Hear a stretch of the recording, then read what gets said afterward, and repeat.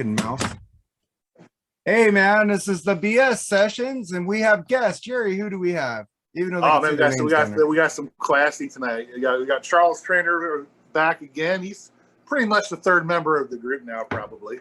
And then we got from the Rock All Over You podcast, Edwin, and I'm terrible with last names, man. If I get it wrong, I apologize. Cannistraci. There you go.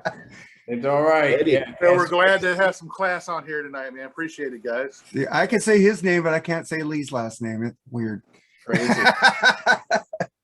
I've been practicing all day to get him next week. Let's see if I'm terrible with pronouncing names, man. I can't even do yours. I just call you Soup. See, I'm not going to tell anybody how you really pronounce it. I kind of like what everybody says it, tries to guess what it is. Well, then I could go no soup for you.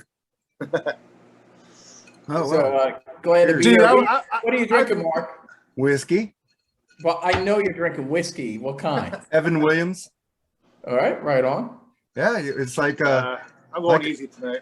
Like I say on the radio show, man, if you ain't drinking whiskey, you're part of the problem. Right on. I told that to people at work today. They go, I drink vodka. I said, you're part of the problem, man. It's got to clear alcohol. I drink vodka too, man. Clear alcohol is for rich women on diets. Yeah, what is that? What is that? You never watch Parks and Recreation, my freaking spirit animal, Ron Swanson?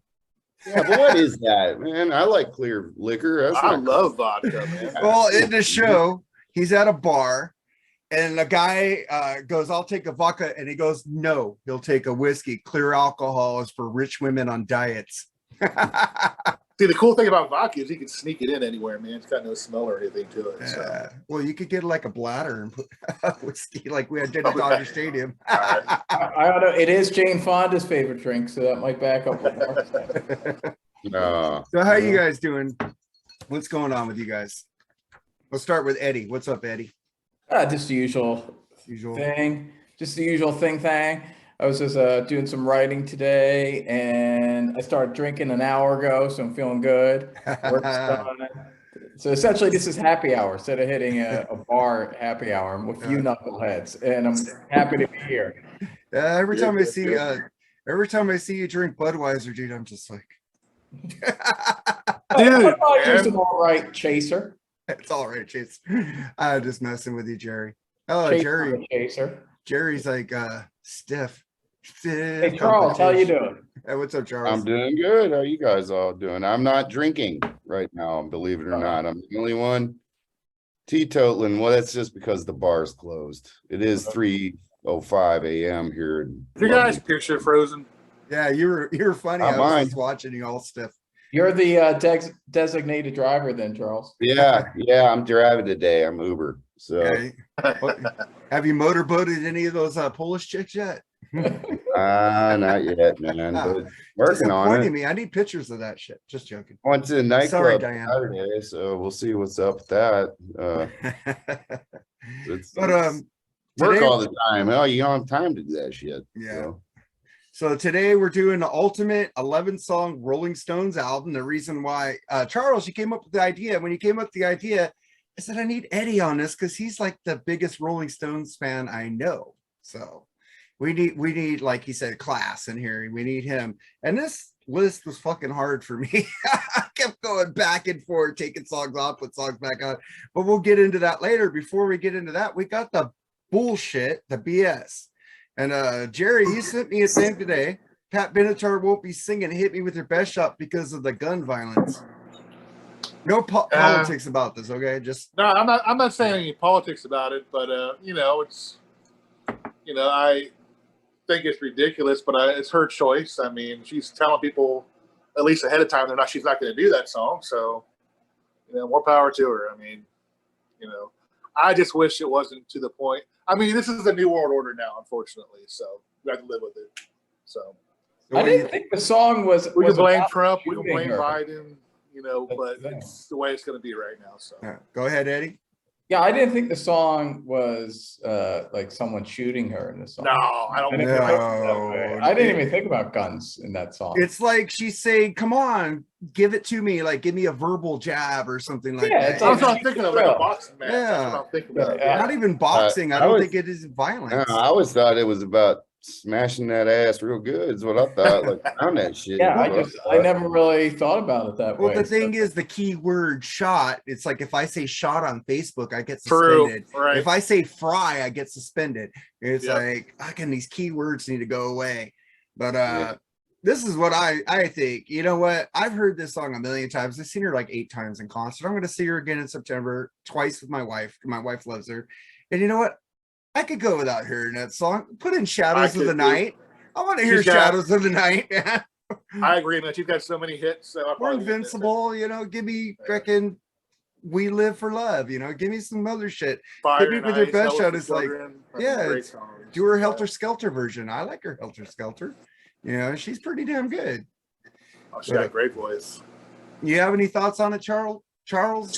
Yeah, no, I mean, I thought it was just about like some dude hitting the ass real good, you know, give me the best shot, man. Bring that shit. I didn't know it had anything to do with guns, but whatever. I mean, everybody's got to be one side or the other and stand up for something, I guess. It's whatever. I mean, it doesn't bother me. Like I said, it's the way it is now. Unfortunately, we can argue and say how it sucks, but it's the way it's going to be. So Don't mean much to me one way or the other.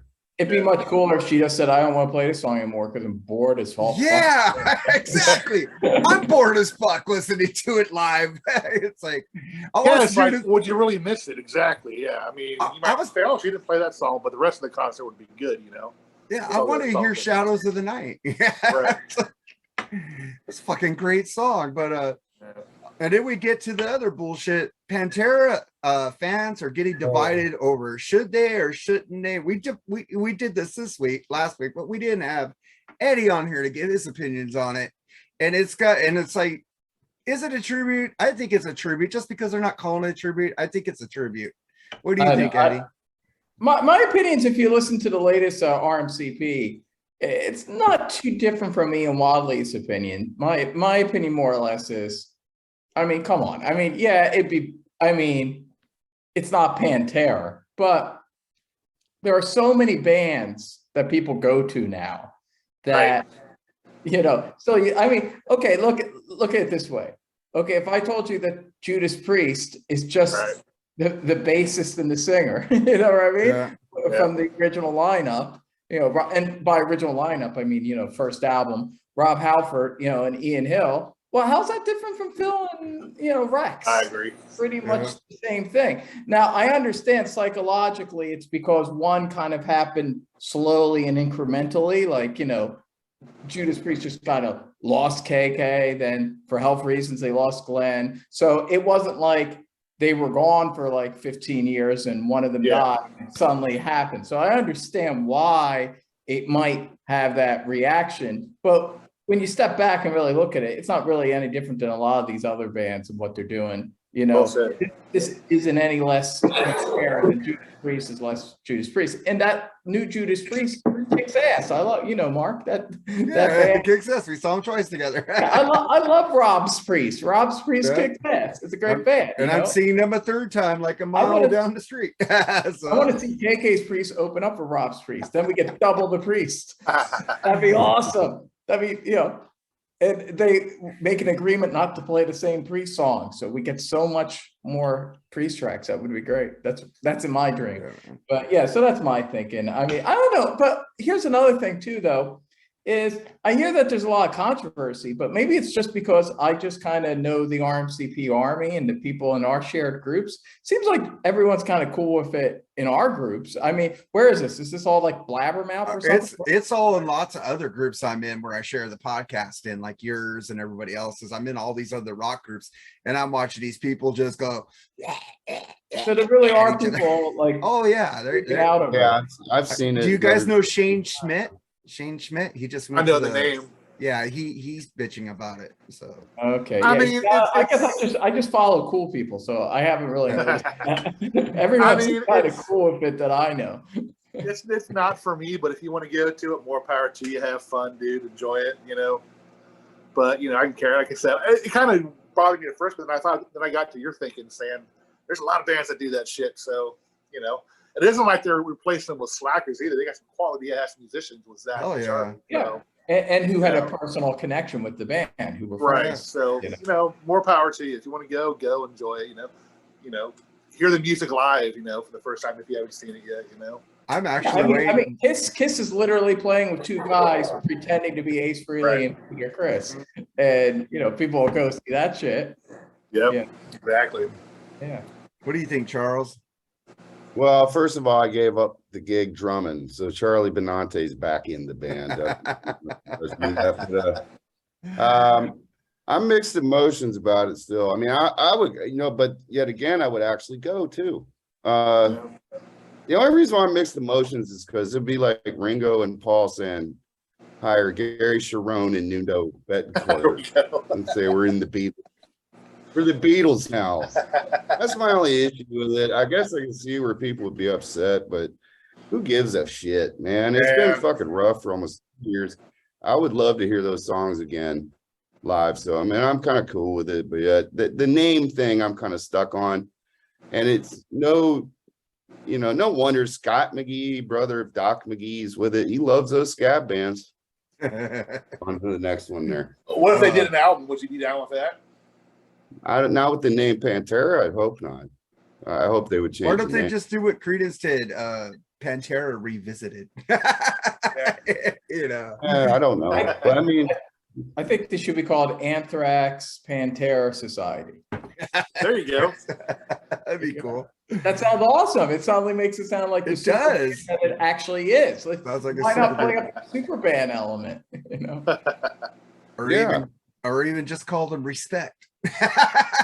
Did you see that meme? Maybe you shared it, Mark. I forget. I just saw this meme this week on my wall, which was funny. It's funny because, but it said like, it's one of those 2-panel memes. Yeah. And the first panel was like the Rolling Stones currently have 2 guitarists and a singer, and the Beatles currently just have a bassist and a drummer. That'd be weird. Why not? Why not have the Rolling Beatles? The Rolling Beatles. Yeah. I haven't seen that one. That's cool, man. I saw it. Yeah, I forget. The ultimate super band. Yeah, I took a meme from Brevin Hall from what's that thing? 3 Sides of the Coin, where he showed freaking fans crying over Pantera, showed a baby head. I like laughing at that. And he said, people get too hung up on the names. I mean, because this thing, would these people be crying if they said it was just a all-star tribute in honor of them? No. They'd be thrilled. They'd be like, oh, Zach Wild. They'd be excited. But he said when I shared his meme, he commented on it and he goes, well, you should see the people complaining about this, acting like babies about this meme. I go, the babies are acting like babies. Me sharing this meme, and I go, oh fuck. And I go, really? He goes, yep. I go, oh, shit. People acting like babies all over the place. Fucking live in one big romper room. Yeah, man. I spy with my little eye. Everyone just fucking grow up.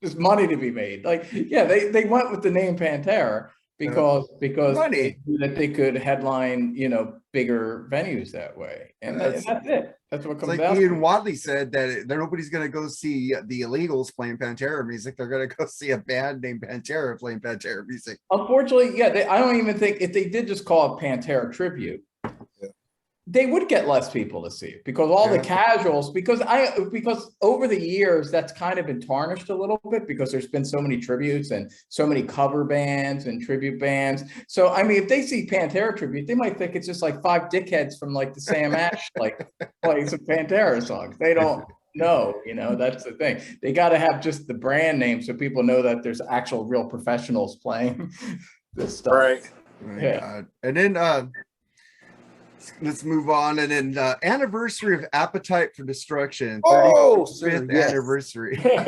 Get Charles. You're an Oasis guy. You're not a Guns N' Roses guy. Bullshit. I was GNR way before Oasis, buddy. Way. He loves GNR. Yeah. I know. Yeah, man. Well, you should hear the podcast that's coming out in September. We'll really see how he feels about GNR. Epic episode for over 4 hours. Damn. Hey, Guns N' Roses, they were a really great band there for a few years. Yeah, man. But I'll tell you my story on this album. I had remember the Tower Records Pulse magazine. No. You would go into Tower Records, they'd give you a free magazine. You'd grab it when you buy CD, well, tapes or CDs. It was tapes. I don't think there were CDs back in 80s. Yeah, there were CDs. But my mom took me down to Tower Records because I go, oh, I like that song, Welcome to the Jungle. And they said the album is releasing on this date. And they had the original album cover, with the robot fucking the girl. Yep. And then they had that album cover. That's the best one. I bought that one because it was cool. And I bought Helix Wild in the Streets that day. And I bought that. That album wasn't doing too well until, what was it, Sweet Child of Mine came out. So I bought it like day one. I remember me going down there and getting that on cassette and putting it in my mom's Hyundai Excel to listen to it. It's a fucking, it's a memory. Do you still have that? No, I wish I did. Yeah, I was gonna say that'd be worth a lot of money. It'd be worth like the Aerosmith with the. I'm just noticing. So, is that the first Rainbow album you got sticking out there? You're right, Richie Blackmore's Rainbow. I have Richie Black. Oh, right here. Yeah. Yeah. Yeah. Right on. I try to stick some out for some show, like Aerosmith back there, and yeah, I see the Tom Petty behind it. But that Tom Petty's been sticking out for a few months now. Well, yeah, he always gets a stick out, man. Good job there. But he has his head leaning out, so it looks cool. Like, right hey, I'm over here. Right on having that rainbow. That's good. Yeah, it's a great album. I never cared for Welcome to the Jungle, but the rest of the album kicks ass. So what do you think about it, Mr. GNR, Eddy? I have a very long 2-part video about the Use Your Illusion albums on YouTube. So I think a lot of people know and in fact, I also did an RMCP where we discussed Spaghetti Incident, but I never did discuss Appetite for Destruction. I mean, obviously it's a great album. It's one of the great debuts. I'm very burned out on it, but I feel like it's one of those albums that there will be a point. I'm not quite there yet, but maybe a year or two from now, there's going to be a night where I play it and I'm like, oh, this is one of the greatest rock and roll records ever. I'm a little burned out. Obviously, deep tracks, a little less so, but even the deep tracks, I mean, are there really deep tracks on Appetite at this point? That's the thing. But obviously I love, It's So Easy, Night Train, Mr. Brownstone, My Michelle, Rock Queen. I even love Think About You. The only song I'm not crazy about is Anything Goes. I think it's just kind of it's all right. I agree with you on that one. Yeah, it's all right, but it's not great. But everything else is great to varying degrees depending on the burnout factor. My favorite track on that is I'd probably go with Night Train. Night Train's me too. Great Train. It's really, it's got the cowbell, it's got the thing, that 70s groove. I really love it. But it's a great album. It's got great production, and my personal favorite Guns N' Roses album is actually Use Your Illusion 2, even though I can hear that it has a couple clunkers and there's flaws, but there's just something about that album, and it has a lot of my favorite Guns N' Roses songs like Locomotive, Estranged, Breakdown, 14 Years. It has a lot of songs that just resonate with me a little more than anything on Appetite, but objectively I can kind of hear that Appetite out of the gate was their best album. It's the most kind of consistent, and doesn't have things like My World or Don't Cry alternative lyrics. So but it's a masterpiece. It's a great album. I do think it's a little overrated. There are a lot of great 80s metal albums or hard rock albums, and it's great. But, I like Dawkins Tooth or Nail, I think is better. I think Def Leppard's High and Dry is better. There's a lot.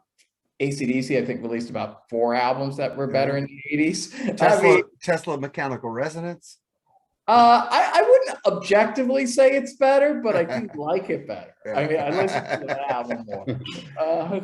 But I'm talking even just objectively. I listen to it, and I can't say that even like its Appetite's like so much better than like Shout at the Devil and then we're not even getting into thrash. God damn it, Metallica released 4 albums in the 80s. I think were all better than Appetite for Destruction, especially the first 3, and Megadeth, and so it's great, but it kind of has become like the kind of basic album for a lot of casual hard rock and metal fans to kind of go to, and that's why they sell out stadiums. I don't know. It's all right. It's like I remember when I had my first beer. Well, it's the thing about Appetite, because I was there, I got it. The thing that what happened is it made all those hair bands take off their makeup. Yeah, including Guns N' Roses, because they had a little bit in the first. They had a little bit, but they took off their makeup. Yeah, but you know, the thrash bands were ever wearing makeup, with the exception of your favorite band, Slayer.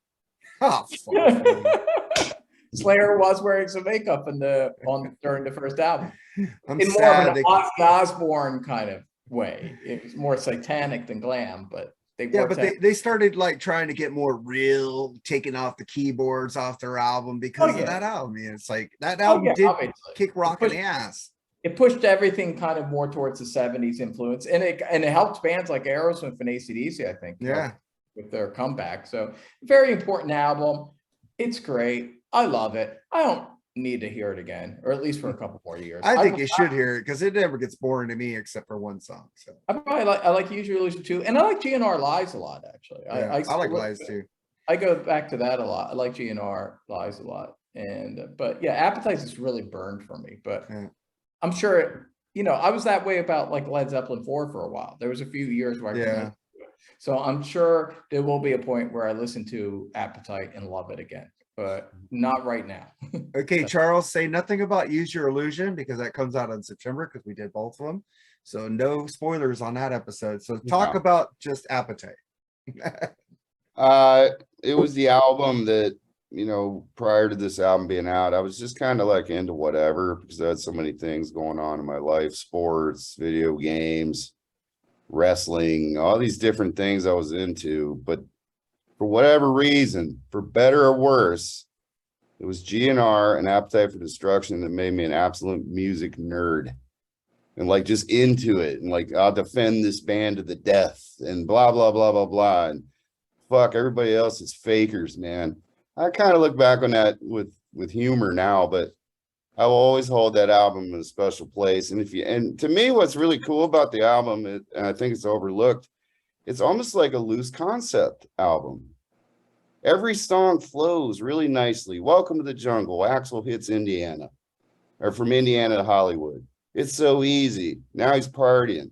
Into Mr. Brownstone, or excuse me, out to Night Train. We're going to drink at cheap ass Night Train. Out to get me. The cops are coming after me. Now we're doing heroin, Mr. Brownstone. It just flows so well. And I think actually I never analyzed it that way before, but it's kind of cool that you did. It really does. It really even Think About You flows right into Sweet Child of Mine. Yeah. I mean, every song kind of flows together. It's so well done.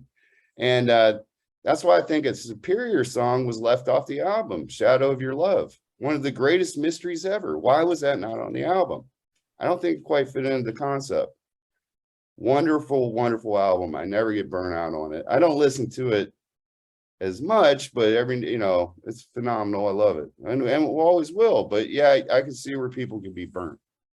But it was my gateway into the let's talk about music world, I guess, if you will, and just loving music and being crazy about it. So I always tip my hat to them for that. Yeah, my wake up moment. My mom took me to my first concert, Royal Speedwagon. I was always into music, but then I was like, oh shit, I got to go to more concerts. The first two CDs that I swiped from my brother before, like Doc and Cinderella, I listened to them, but I didn't steal them. The first two CDs that I stole from my brother and they became mine were Aerosmith Vermification and Guns N' Roses Appetite for Destruction. Nice. So they were an important gateway band. I kind of think of Aerosmith more during that period, only because I went down the rabbit hole, and started because they had a back catalog where Guns didn't, that was it, So because of that, but they are associated with that period, and yeah, they're likewise, they definitely turned me on to a lot of stuff. I forgot to say on the podcast that we did, Charles, that doesn't come out to September, that I think Axl is lazy and Slash and Duff work their asses off because those guys release so much music. More than Axl has, but Axl's a perfectionist. You have to be to do Chinese Democracy. So okay, we'll get to this. I love Chinese Democracy. Damn it, GNR forever. But well, I do like Chinese Democracy. We'll get into that and we'll go off the rails. So let's bring it back in. So Right. Tim Ripper Owens says he never got the call from Judas Priest about the upcoming Rock and Roll Hall of Fame induction. He wasn't inducted. Do you think he should have been inducted? I'll go with you first, Eddie. I don't think Judas Priest should be inducted. I think I they should know that, tell them to go but- fuck themselves. So that's my opinion. I mean, Judas Priest have been eligible to be inducted since the late 90s, literally the late 90s. And Nevada got inducted first year they were eligible. Boom, record sales. That's why. Judas Priest, it's such an insult that they shouldn't care, let alone, I mean, none of them should be inducted. Fuck the Rock and Roll Hall of Fame. If That's we went my by opinion. record sales, Journey should have been in before Nirvana. Okay, record sales plus critical appraisal. Oh yeah. There you That's go. the equation. Still, That's the equation. Rolling Stone appraisal, that is. not Yeah, fuck Rolling Stone. the baby boomer appraisal. You know, yeah. Obviously, listen, all these. There's so many great bands. Journey being one of them, but Judas Priest. They are such innovators. They should have been in that thing fucking the first year that they were eligible. They Exactly. are so important to heavy metal music and that genre of music. And it, you know, it's fucking rock. Their first album is even called Rock and Rolla. It's fucking Rock and Roll Hall of Fame. God damn it. No, fuck them. Fuck them. So, you know, what do you? Ripper Owens should be glad he's not inducted. He should be, you know, hey, I can keep my street cred. Do you like Ripper? I know you like that KK's Priest, so you kind of like Ripper. That's a good Owens album. I love that Yeah, album. I really love that album. I like some songs on the Duggar later. The other one, Demolition, not so much. But you know, he's a great singer. It's a great story. You know, I like Ripper. I got no problems with Ripper. I mean, I don't really think of that period as Judas Priest, to be honest. Though, I mean, like you can't really have Judas Priest without Halford. You know, That's fucking true. but you know, but he's a great singer for a band that's kind of like Priest, and that's why I like KK's, you know, Priest. What do you think, Charles? Pretty much with Eddie, because especially because they're not even in the full Rock and Roll Hall of Fame. They're in that Right. little side category, like they put Ringo Starr in. Yeah. Not as a full performer, which is bullshit. Musical excellence, whatever that means. I don't. That's even worse. I didn't even Right. know. They're not even going in as like full members. And Rob is happy. So, yeah, I mean, good for him, but they get to play. I'm happy about that, so I'll watch that. I mean, come on, they put in Green Day first look. Fuck Fucking Green Day. I hate them motherfuckers, man. I cannot stand Green Day. They ripped off Wonderwall too. But by the way, I mean, yeah, GNR got in first look. They did. Yeah. They did. Axel But- didn't show up. Well, yeah, but Boulevard of Broken Dreams is a knockoff of Wonderwall by the riff. But anyway, how many of those groups have done this? It's all about who Rolling Stone likes. Yeah. Rage Against the Machine will go in first look. You know, Rage Against Not the a Machine habit. has been Rage is- denied like 6 Yeah, times. Rage has been denied. I'm Rage surprised did? about that. Yeah, 6 times. They were on Wow. a ballot this year again. Yeah, that's Can I say shocking. something It's too? been Billy denied, Joe from Green Day, he does fake British singing, even Yeah. though he's not a British guy. That's cultural appropriation. That's very politically incorrect. That's Rock and Roll Hall of Fame. I know. Where's the outrage, man? Where's the outrage on that motherfucker? You know, I'm gonna get big. I do like Green Day, but they're not my favorite. But I do enjoy some songs. You I know? like one song from him. I'm not going to mention. I like Zero. I like Longview, man. I like No, real. that one song that ripped off Wonderwall's kind of all right, but then I'm listening to it halfway through and I go, oh, it's because it sounds like Wonderwall. I'll just go and listen to Wonderwall, which is better. Oh Exactly. my god! But But then, that being said, the only cool thing about the Rock and Roll Hall of Fame is you maybe see a fucking band get back together and perform live. But other than that, fuck the Rock and Roll Hall of Fame. I think we should have a vote to take bands out of the fucking Rock and Roll Hall of Fame. You know, it's a joke, man. It's just like I said, it's Well, Rolling Stone. I sometimes wake up in the middle of the night and go, AC/DC's in the Rock and Roll Hall of Fame. No.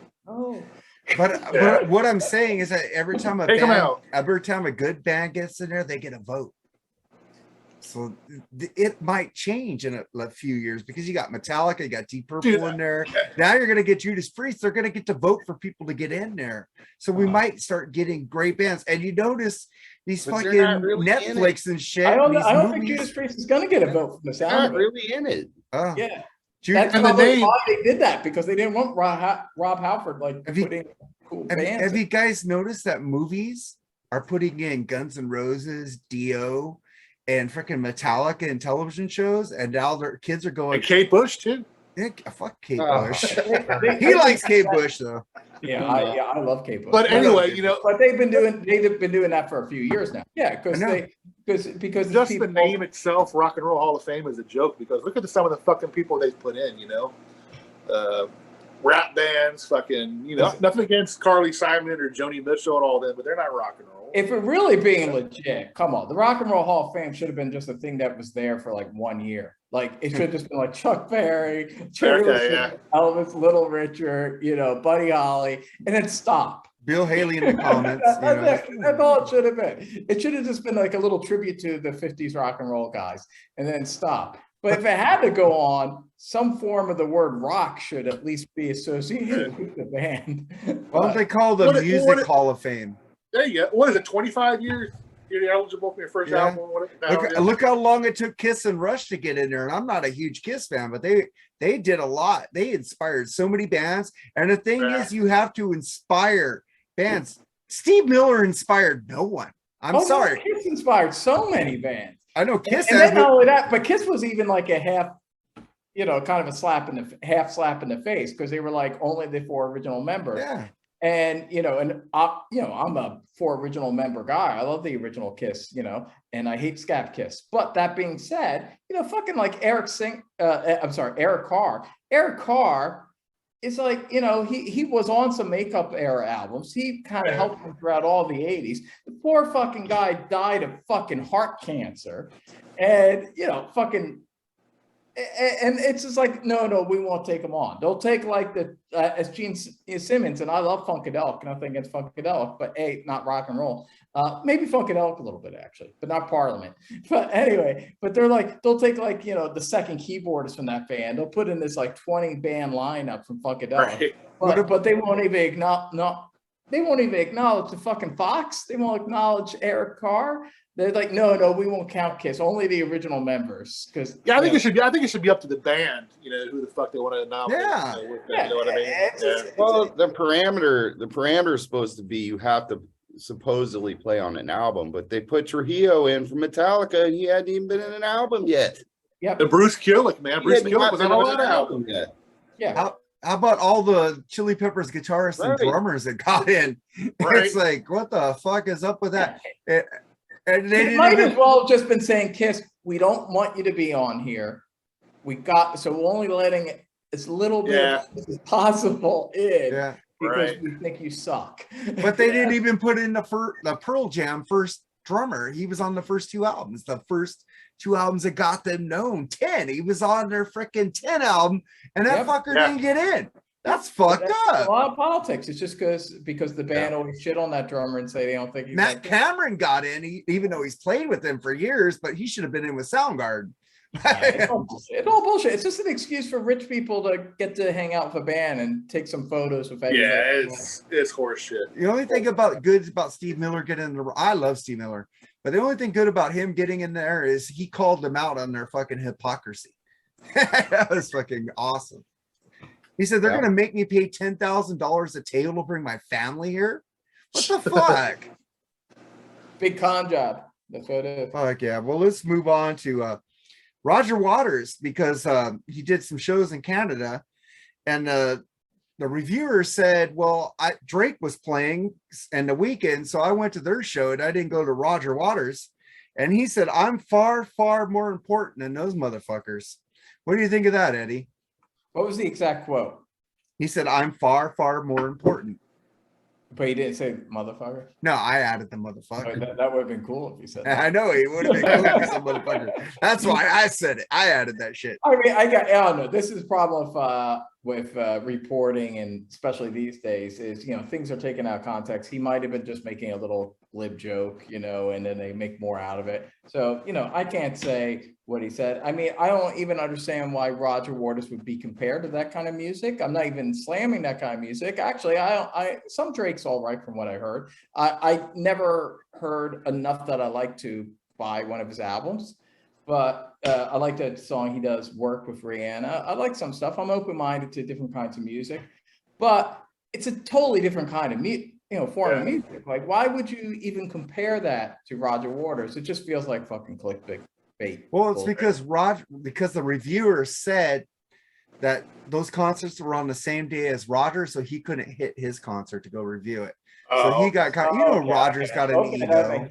All right. Well, yeah. Well, they're bigger artists right now. But in 20 years, people are gonna still know Pink Floyd. They ain't gonna know Drake in The Weeknd. They're already fading. Same thing with Bruno Mars. What have you heard from Bruno Mars? Yeah, but this lately? music journalist needs to make money, fucking Mark. You gotta think true. about other people. We all got a job. In 20 years, they're going, who the fuck is The Weeknd? Who the fuck is 20 Drake? years ain't paying this music journalist his fucking bills. If you look at the Billboard Top 200, fucking The Wall and Dark Side of the Moon are still in there. So yeah, well, I mean, just in general, but you could say that it's not just rock music. You could say about R&B. You can say that, does Drake have songs in the key of life? What's going on? Maybe not. I mean, I don't know. Like, I haven't really done a deep dive into his stuff for the most part, because he just kind of, I don't know, talk sings. I'm not so into that. But I keep an open mind. I mean, who knows? Maybe I do too. I've heard him. I didn't like him. But I get bitched at for playing some like Depeche Mode and Duran Duran on Freeform Rock Show, but I loved Rihanna's last album, the one that Drake's on. Now, again, I wasn't so into Drake stuff, but I do like Rihanna. I think she's a really good singer, and that I think that Anti album is really good. Best thing she ever done. Cool. And her touring guitars is Nuno. Yeah, he did some good guitar work on. Oh God, yeah, he's fucking awesome. But I'm not going to talk about that now, because I'm going to say that for before we get into the Rolling Stones. But I think he's right. I think Pink Floyd's music is classic. It's there. But the thing is, he's a Canadian reviewer, and those are Canadian artists, and they played in Canada. So that too. Yeah. So I think and Rodger's never been afraid. Rodger's never been afraid to open his mouth at times too. So, I agree with Mark, what you're saying. I think he is more important, and he will be known 20 years now. But Drake and The Weeknd will probably be just a fart in the wind. But it's no big deal, I don't think. I mean, he said a lot more controversial stuff, so we'll leave it at that. What do you think, Charles? Well, I mean, keyword you said was Canadian. I mean, all they're used to is like Bryan Adams up there. They don't What's have wrong many. with Bryan Adams? What's wrong with Bryan Adams? Oh, wait a minute. Okay, He wrote some Kiss songs, bitch. Bryan Adams. Okay. Oh my God, Kiss. Right. Bryan Adams, a great one too in War Machine. But he's okay compared to fucking Nickelback. I mean, they don't know shit about music, so who gives a shit? Rodger Waters was right. He is more important. And I loves me some hip hop, and Drake sucks. So I really don't care. Drake is like the Vanilla Ice of fucking Canada. No, I don't like that Vanilla Ice. I like fucking real hip hop, and that ain't it. So that ain't it at all. That's just my opinion. I love Rodger Waters though, so he's right. All right. No offense, Canadian friends. I have some friends up there. It's all good. All right. Well, we're gonna get into a movie thing, and then we got Vince Neil something. Munsters. Have you guys seen the trailer for the Munsters? Yeah, I saw it. What do you think? I can't comment on it. Can't comment on it. Oh no, I've never seen it. Is it gonna Oh, I get it. Is it gonna be a comedy or a horror movie? It's a comedy. Rob Zombie writing a comedy. I don't Well, know. because he's doing true to the series. He said. No, I understand that, but you can actually change things up too, like with all. No, he ain't changing it. He ain't changing. I will say man. it looks true to the spirit of the Munsters. Munsters. All So right. you must have had And look, something in the it's family. background. It's a family-oriented comedy. Yeah. Gotcha. All right. Have you seen it, Charles? Yeah. I saw Yeah. I don't know what to think of it, really. All right. I don't know. Let me guess. the Let me guess. His wife is playing the pretty girl, right? Yeah, she's Of good. course. She's Yeah, really actually, good. I will say this: Sherry Moon, I think looks good in it, And I think Sherry Moon gets a raw deal because I actually usually enjoy her performances in his movies. And, you know, artists, a lot of directors have had their wife or, you know, lover be their muse, you know. Or friends. Oh, yeah. Yeah, Fellini, Godard. I mean, you know, Nancy Allen and Brian De Palma films. I mean, that's just, Helena Bonham Carter, freaking Tim Burton. Yeah. Kevin Yeah, Smith. exactly. So I don't see Adam why Sandler. it's such a big deal. It's just like, yeah, they're like, in a sense, they're collaborators. Like Yeah, Adam Sandler and all his friends. creative union. Kevin Smith Yeah. and his wife, yeah. But Yeah. you're right about Sherry Moon, man. She was awesome in The Devil's Reject, man. Yeah, I she's loved great her in at that role. She's I hot. don't- to me, Sherry Moon is like who should be playing Harley Quinn. She was great. Yeah, she's great. I love her. Yeah, so I really like her. So I'm not a basher like some. I'm people. happy it's on Netflix, but I would have went to the movies to see it. So I'm a Munsters nerd, man. I used to just watch that on the weekends and watch that and Gilligan's Island and all that shit, man. Same here. Leave It to Beaver. Leave It to Laverne and Beaver. Shirley. I watched Leave It to Beaver I never got into, but all the rest of them, yeah, I did. Freaking the Many Lives of Dobie Gillis, you know, Bob Denver. Bob Denver. I love the Munsters. Obviously, there's a little werewolf kid, Eddie Munster. Yeah. Obviously, it's a little disappointing that he's not involved in this movie because he's not born yet. It's like a prequel, I guess. I also saw what did I watch? I watched Dickie Roberts, Child Actor. I was loving that movie. Oh, God. That movie's awesome. At the end, where all the child actors saying, he said, "We're gonna kick your ass." He started saying Marsha, Marsha, Marsha. I was like laughing at that fucking shit. I love me some David Spade. I was at a Chilla Fest in Jersey. You know what Chilla Fest is? No. It's a little like Monster Palooza. Mhm. So this was in Jersey, and the real life guy that played Eddie Munster was there. He was an older guy, and no disrespect, you know, but it was like the saddest booth I ever saw at one of these. Really?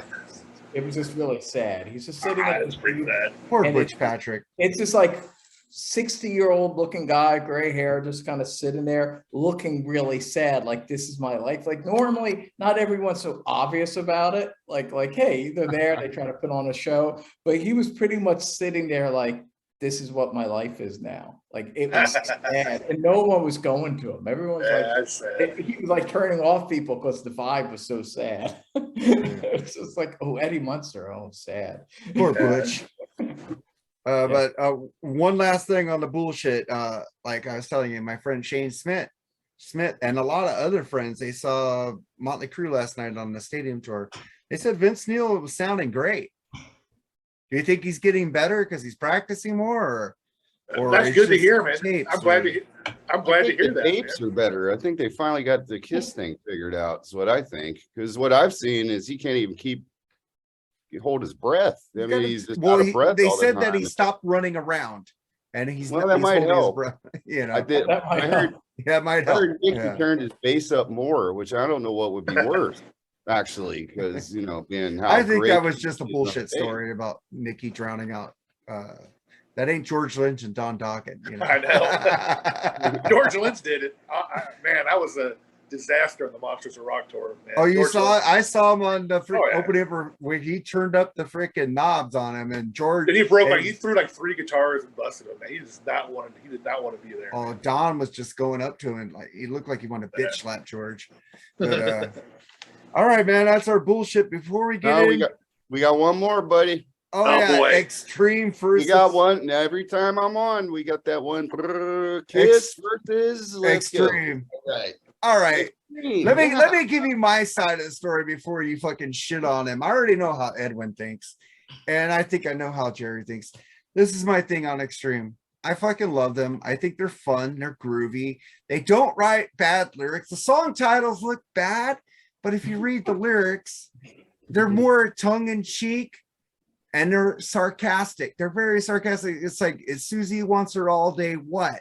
Right. And if you listen to the song, he goes, Susie wants her all day. Sucker. Susie wants her all day. What? Oh. You know, they're like being It's surprised. horrible. I can't sing. Okay. Let's explain to Eddie the parameter. It's always Dynasty era Kiss back. It's always the original Kiss against whatever. So of course, this is a knock it out of the park. Kiss kills Oh, Extreme. God. Actually, I would go as far to say every incarnation, including Right, even Scat Kiss. Yeah, I agree. Totally. Come on, Monster's better than anything Extreme Oh did. my God. You guys didn't hear Sade's to Rock. You didn't hear Waiting for the Punchline. You know, why did the chicken go across the road to get to the other side? And then he goes, I'm still waiting for the punchline. Come on, that's clever lyrics. Even your brother, Eric Arnowski Jordan, I sent him lyrics to a fucking song, and he said, those are great lyrics. It must be the presentation that Gary is turning me off on. Yeah, well, Gary's horrible presentation. His stage presence, voice. I'm sure he's a nice guy.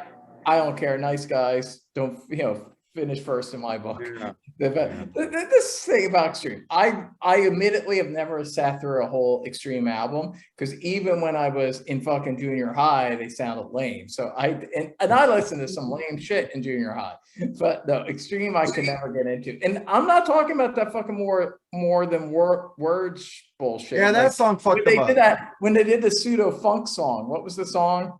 Get the funk out. That's a fun song. As soon as I saw that, I was like, these guys are horrible. These guys are lame. It's like, I'm not the biggest Chili Peppers fan, but I have a certain level of respect for the Chili Peppers. And I could just see that Extreme was like a fucking lame, weak version of that kind of rock funk fusion. And I just seem like lame guys. That's all. Not to be mean. They just seemed like lame guys. And there was something very artificial and contrived about their music. Like, that's what I meant with that line about them seeming like a bunch of douches from Guitar Center. It just seems like that. It just seems like academic. Like, hey, we know how to play our instruments well. We know how to sing. We hit all the right notes. So we'll put a band together. But there's nothing like real and gritty and from the balls about them, like even like the Chili Peppers, they like they're like druggy guys that have like slept under bridges and shit, and like music. But what's Extreme's thing? They're just a groove funk rock band. The thing is that they learned how to play their instruments and they learned how to sing, so they formed a band. That's it. That's their fucking thing. They got nothing else, and that's why they are not a legacy act. Yeah, I like some Extreme songs, but they're very forgettable. You know what I mean? I mean, how long were they relevant? Compared to the original Kiss 6-pack, I mean, it's not even in the same ballpark. I mean, if they didn't just have some half-ass melodic acoustic song during a period where every band was having a hit doing an acoustic song, gotta have that money maker. Would be talking about Extreme. Probably not. I've been a fan. This is all a happy coincidence, by the way. Me and Mark just happened to talk about it, right, Mark? We just happened to do it on one of these shows. All of a sudden, it was on RMCP. It was everywhere. Well, I think Ralph and Ian listen to us. I actually think they listen to us. So. I don't know about that, maybe, but I mean, well, Ralph has said he watches some of our videos, so okay, he might have but anyway, it was like a happy coincidence that this all happened. But I was just making fun of the music, by the way. I don't care. I don't care if you like, whoever likes what, like it, love it. I don't care. I stand up for Oasis till the day I die. Well, made my massive 13-man group on Facebook just for it. But it doesn't matter. Right, buddy. This is the lyrics. And I love that Mark loves Extreme, by the way. I'm not against. I'm against Extreme. I'm not against people loving Extreme. Everybody was going off on the lyrics, and then I sent Eric these lyrics right here. I said, he speaks of meekness with no sign of weakness, gently placing a flower in the gun, well-intended pacifism, a name idealism, singing his favorite Lennon song, bleeding heart, insisting, preach the path of least resisting, milk and honey rolling off of his tongue. War is not the answer. Turn the other cheek and offering sacrificing to the altar of love. He goes, flower man, singing, let's give peace a chance. Flower man, keep your head buried in the sand. Flower man, you're my enemy's best friend. Flower man, a misguided utopian. Those lyrics are fucking amazing. You know what I think are better lyrics, though? He's going off on hippies. He's going off hippies in a sarcastic way. It ain't 5 to 1. Brother. I think these lyrics are amazing. Even Eric admitted they were good. Okay, but here's the ultimate. Here's the ultimate. We're saying Kiss versus Extreme. Now I hate this. Come on, Bang Bang You and Burn Hold Bitch on. Burn. No, that song's no, 100 times better than those two songs. Those Anyway. songs are better. They're funnier. But when Extreme, if Read Extreme, my body. if Extreme Oh, does God. a reunion tour, where are they going to be playing? You know, Extreme is parking opening lot? up for Aerosmith in Boston on their anniversary tour. If they do a reunion tour, where are they going to play? County fairs or open Extreme up? is opening up in Boston, Red Sox Right now? Stadium. Coming up. It's been canceled twice because the COVID, but they are opening up for freaking. And then they just opened up See, for dude, cheap. They just opened up for Cheap Trick in Northern California. You just said it, the Okay. magic words there, opening up. Yeah, a Right. lot of good bands open. Fucking Tesla opens for a lot of bands they shouldn't be. Cheap Trick opens for a lot of bands they shouldn't be opening for. Yeah, and Okay, I'll give you that I much. talk up. I love all those bands. They're great bands. Cheap Trick, Tesla. I love these bands. But Alice Cooper had to fucking open up for Motley Crue, which You shouldn't be opening for Motley Crue No, either. it should have been the other way around. Yeah. But that being said, so I'm pretty objective with this shit. But no, Extreme again. You know what I'm gonna do for you, Mark? What? Tell me what the best Extreme album is, and I'll listen to it. Listen to Extreme 3 Sides of the Story. Nah, dude, listen to Pornography and skip. No, more than listen to three sides of the story. They got Three Sides blows. No, God isn't dead. I Freaking will listen to both. Peacemaker those die. Warheads. All I Rest can in say is peace. I've heard 3 Extreme songs and they all sucked. Tragic Comic. So, That album is really. Well, fucking Tragic great. Comic is a good song. I'll give you Tragic that. Comic rules. Yeah, that's a good song. and Gary Sharon also did Impossible. He made me pine for Sammy Hagar. Oh my god. All right, guys, let's get into our top 11. We made our own Rolling Stones top 11 now, but before we get that, Mark is going to pause and take a piss. I'll be right back. All right, I'm back. I took a piss. We had a drink. So let's get into our top 11 Rolling. If we made an album, this is what we'd make from the Rolling Stones. I'm going to tell you, it was fucking hard as hell. This is like if I made a Beatles album, and next week we're going to do Tom Petty, which is fucking hard too. I'm still going back and forth on those songs. But let's start. Edwin, how'd this go for you? I did something. I don't know if this is what everyone else did, but because you kept using the term album, you said we're making an album of our favorite songs. Yeah. So I didn't know if that meant the album is what we all put together, or if maybe I should have clarified this, but I went and made an album myself. Yeah. Like I used my 10 favorite songs, hear me out, and then I actually sequenced them like an album. That's what I did.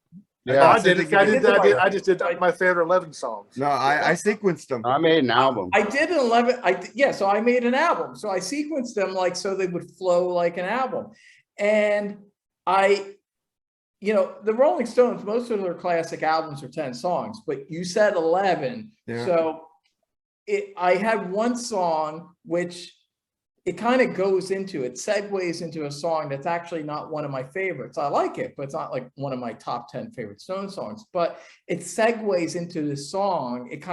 I always feel like the songs are connected. So I counted that as an 11th song. And they are technically 2 different tracks. So I kind of tried to make an album sequence too, but I don't know if I did a good job. all right. So essentially, I made an album of my 10 favorite plus 1 bonus track that's kind of there just because it flows with the other song. That's it. All right. That makes any sense. What about you, Charles? How was this hard for you? Well, first of all, I just have to say Rolling Stones were like probably my first favorite group. My first memory of like a rock and roll album was Emotional Rescue back in the day. It was played through in our house and vinyl all summer. It was just a summer album and I actually knew who they were then. So now the Beatles have kind of supplanted them in my heart a little bit, but man, I went back and listened to a lot of Rolling Stones this week and I was just reminded how fucking kick-ass they are, dude. So this was hard, but I tried to go a little deep cut-ish on my album a little bit because I didn't want to go so stereotypical. And I even got a single with a B-side as well, if you let me do that at the end. But I made That's 11 fine. with a single and B-side.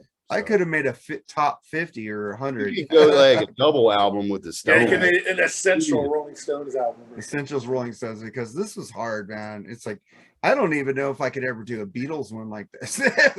I'd be I'm doing a Tom Petty. I've already taken 5 songs off and put 5 more songs. Then I put 5 songs back. Same thing with this, man. Today I was like going, I kept last minute changes, and then I changed the sequence a little bit because I wanted to sequence. Like I wanted to try to sequence it like Edwin was talking about. What about you, Jerry? Well, I did a top 11. I didn't know we were doing the same thing we did like with the Metallica stuff. But I'm trying to think right here if I can do an album. You know, if I can do some kind of order here real quick. I'll give it a shot. You know, what are we gonna do like a 10-song album or No, we're doing 11. so like side A has 6 songs, side B's got 5 songs. What? I mean, I don't know. You could do like Either way. Yeah, and look at the time of the song. Like that's the thing. If one side has a longer song, then that's the side that would have 5, and then the sides, you know, that have a shorter songs would be the 6th song. I forgot to write what albums these songs came off to. I fucked up. So maybe what you don't know by heart, I know by heart. I know you do. I know you do. And that's why I'm saying I was gonna just say I have Edwin to tell me what albums they came. Yeah, I'll tell you what album they're on. All right. Well, so let's start. Interesting. Could I just say one thing? Go ahead. I get this a little bit of a spoiler, but I'm just going to say that because for the past few months, at least in comment sections and like that, there's been a little debate. I've been saying like Goat Head Soup has become my favorite Stones album. It's not. After I made this list, it was really obvious that one album is clearly my favorite album because like, same here. Yeah. On this album. So I was just like, what am I saying? I mean, in my original Rolling Stones discography review, it is the album I said was my favorite album. And all these years later, because I did that video about 5 years ago, yeah, it's still that album. When push comes to shove, it's the album I said in that video was my favorite album is still my favorite album because half the songs are from that album. So it's not good. Right. Well, I almost picked half the songs from one album, but I decided I wanted to mix it up. Me too. So, I try to be honest though about my 10 favorite songs. That's the thing. That's good. So, yeah. But let's start with side 2. We'll start with the last track on side 2, I guess. What's your we're working our way up? I would do it the other way. Can we? The other way. Okay, we'll go down from way. side 1. Side 1. All right. So what's your first song on side 1, Edwin? Well, you know, if it ain't broke, don't fix it. To me, it's the greatest opener on any rock and roll record of all time. And by rock and roll, that's everything from fucking Muddy Waters to fucking Morbid Angel in my book. All right. There's never been a greater rock and roll opener ever, in my opinion. And it is one of their most famous songs. And it's still no burnout fact for me. It's one of my favorite Rolling Stones songs. And to me, you can never have a better opener, so I'm not going to fucking mess with it. Give Me Shelter. That's a great song. Yeah. Give Me Shelter to me, it's like, I ain't going to create a better opener than Give Me Shelter. So there you go. It's Give Me Shelter. What's yours, Charles?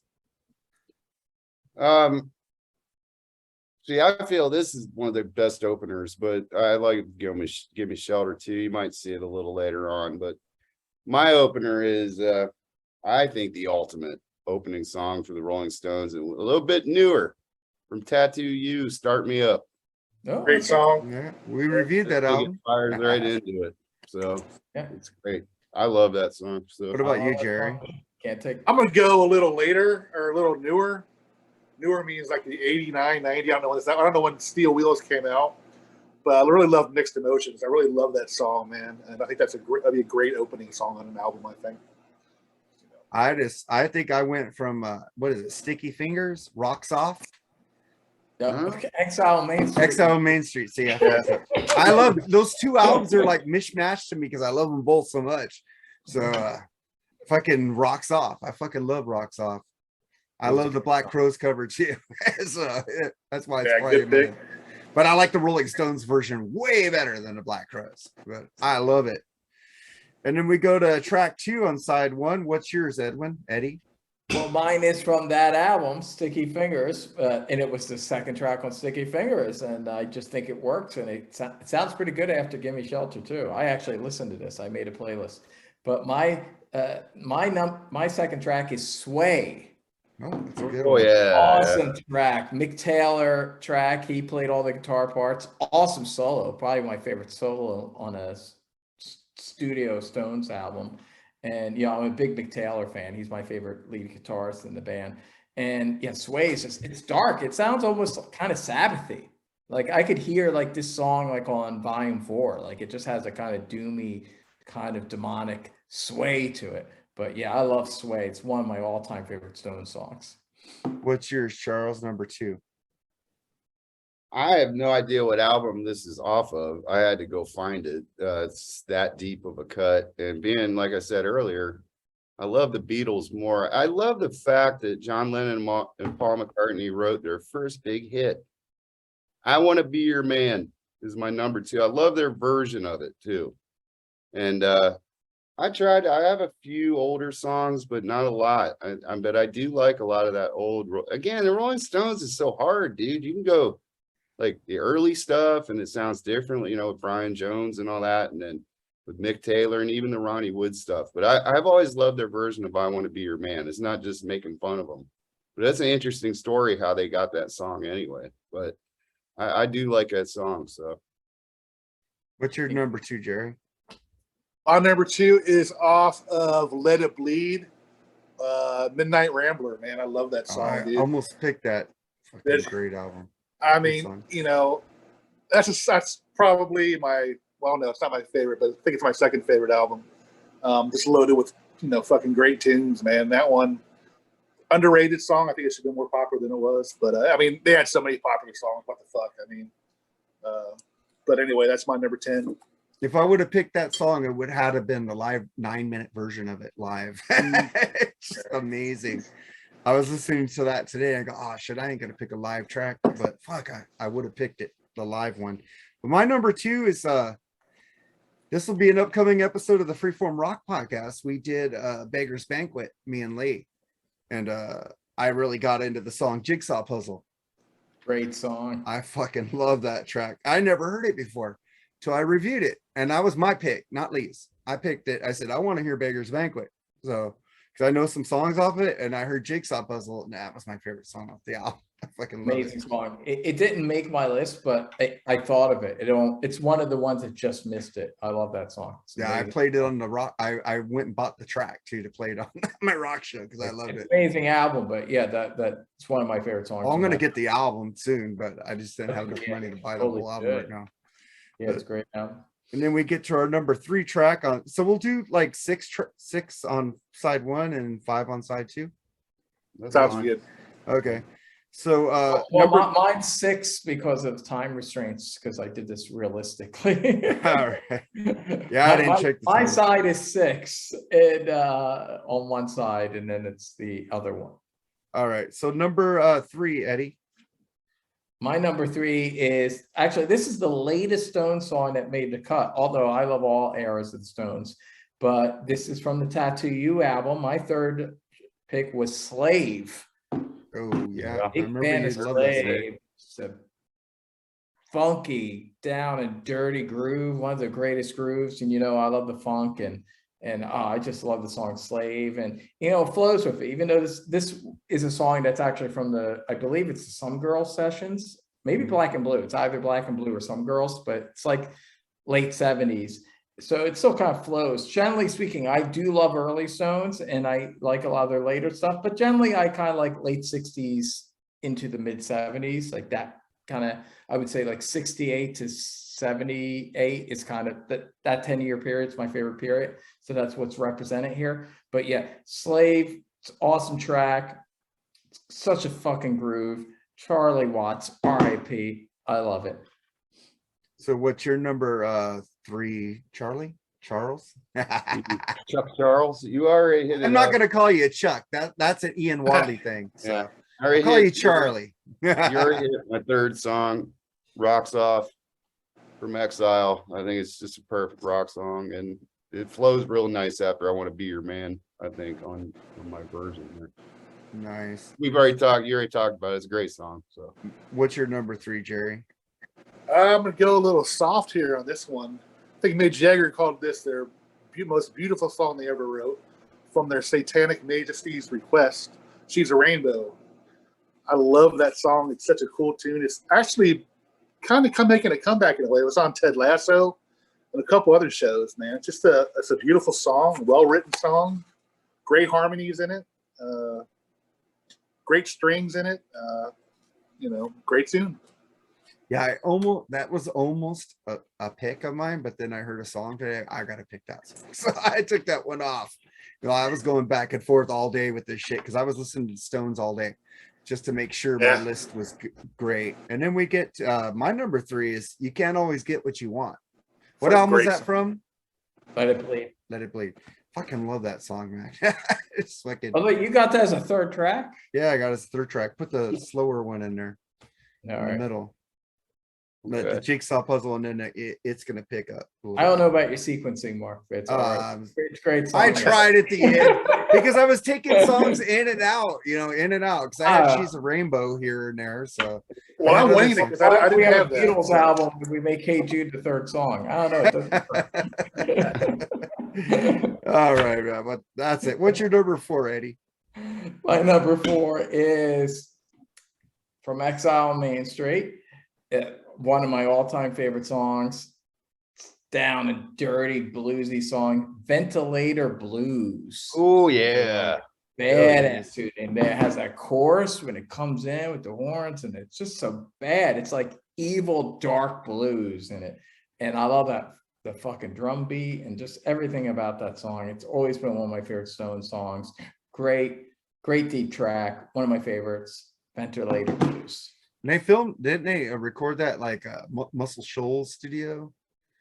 Yeah, well, most of it was in a basement. Basement? Oh, I know they recorded some albums there. They bounced in France and New Orleans. Yeah. Oh, okay. And then I think they did a few towards the end. They mixed it in the in LA. Yeah. They did some in LA. Have you guys ever seen that Muscle Shoals documentary on Netflix? Which one was that? It's the documentary about the studio in Muscle Shoals where freaking Leonard Skinner recorded, the Stones recorded a lot. Yeah, I think I might have saw that. I saw it a few years back. I think it's a really great documentary. I love rock docs, man. I want to see that freaking. What's that one? The Thin Lizzy one. Yeah, I heard good things about that. I haven't seen it. I want to see that one. I haven't seen it to get yet. So, but what's your number 4, Charles? My number 4 comes off of 78 classic Some Girls. My favorite track on that album, Shattered. Good song. Nice. Love it. Absolutely love that song. Just kicks ass. I mean, I love that whole album. I don't think I have a tatters. Yeah, I don't think I have a song on that album I dislike, but I think it ends that album perfectly. And but on mine, it sits at number 4 on the front side, but I like it a lot. So, what's your number 4, Jerry? I have to kind of agree with you, Mark. You can't always get what you want. I mean, I love that song. I like the beginning with the kids singing it. I love how it just fades in with the little acoustic and the horn thing. It got a great flow, and then it starts jamming at the end. I mean, great tune. Yeah, because I like songs that start off slow and just pick up. Yeah. Love that shit. Let It Bleed, of course. Great album. Yeah. But that's my 4. My number 4, I'm agreeing with Charles there. Shattered. Shattered's my number 4. Fucking love that song, man. This town's in tatters. I've been shattered. It's like fucking Nick's vocals on that song are just on fucking point. I just love it. And it's like funky, groovy. It's got a fucking groove to it. I know a lot of people don't care for that era when they went really like disco-ish, funky. I love it. It was a big commercial comeback for it. Yeah, it was fucking great. People liked it.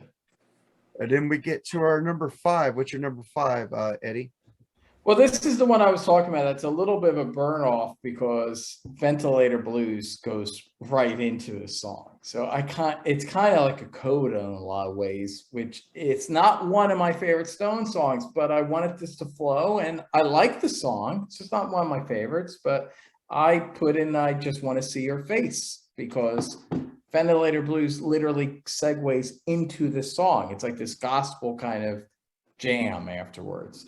And so I kind of see these songs as connected. They could be one track with a slash, but instead they separated them.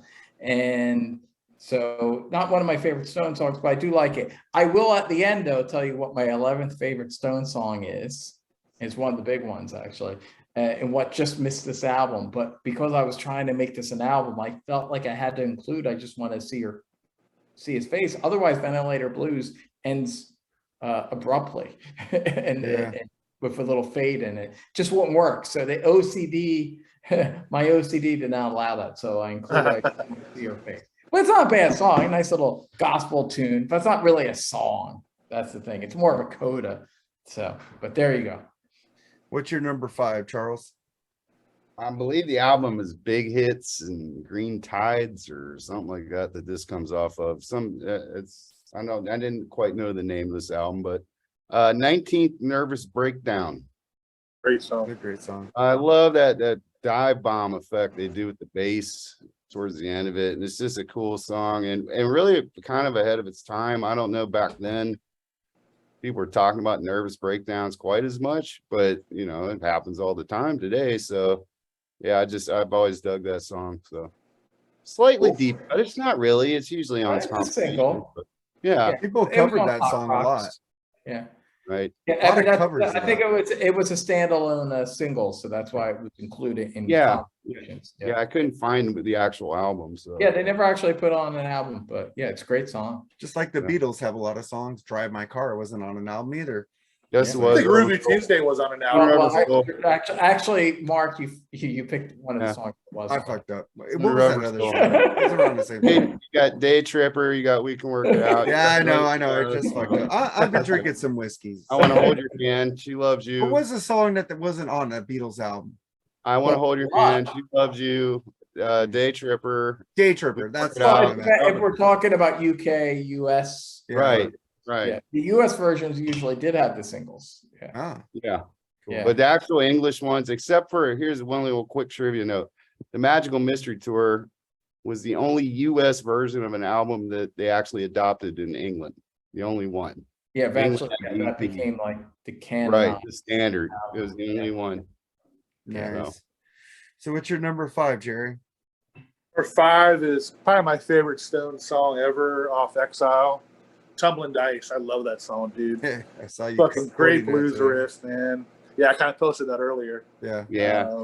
Teaser. Just a fucking infectious tune, man. Great 12-bar blues jamming tune, man. Love it. I would have picked most of Exile and Sticky Fingers, just to tell you the truth. And now I'm listening to this one, Go Ahead Soup, and I'm freaking loving this one right now. Rules. Did you hear the Giles Martin mix? This is the brand new. This is the 2 album set. So who is a remix by Giles Martin? I have no idea. I haven't. There's no liner notes in here, dude. He's like the best remix guy in the business. Yeah, they have some liner notes there. I haven't read them yet. They have a Giles Martin mix out now. I know that. I got it. Oh yeah, he kicks ass with those Beatles remixes. Yeah, so maybe it is. But my number 5 is Get Off My Cloud. I just love it. Hey, you get off of my cloud. I used to have that fucking Rolling Stones box set, the singles with all their old singles, which got ripped off. Like all my shit did back then. London Years. That one. Yeah, that one was cool. Great box set. Yeah. I wonder if I could still buy it. I want it again because I got it on my computer. Yeah. Nice. Yeah. But I love that song, man. And then we get to number 6, so we're gonna inside one with 6. Yeah. It depends. I mean, on your whose songs, how long they were. Like mine ends with number 6, but it might be different for you guys. Although 2 of you had, you can't always get what you want. Yeah, so I'll end mine at number 6. So Eddie, what's your number 6? So what is it me? Number Yeah, six? what's Yeah, your number yeah. 6, Eddie? Another one from Exile on Main Street. You might start realizing Exile on Main Street's my favorite. It's a fucking great album. That's what Yeah, it's my favorite album. So yeah, I had 4 songs from it. So there you go. And I think this is a good way to end the first side. And it's actually the only acoustic song that I have here. I wouldn't call it a ballad though. It's more of a kind of country soul song. Sweet Virginia. Oh, I like That's that. a great Yeah, song, great man. song. Love Sweet Virginia. Always. Man.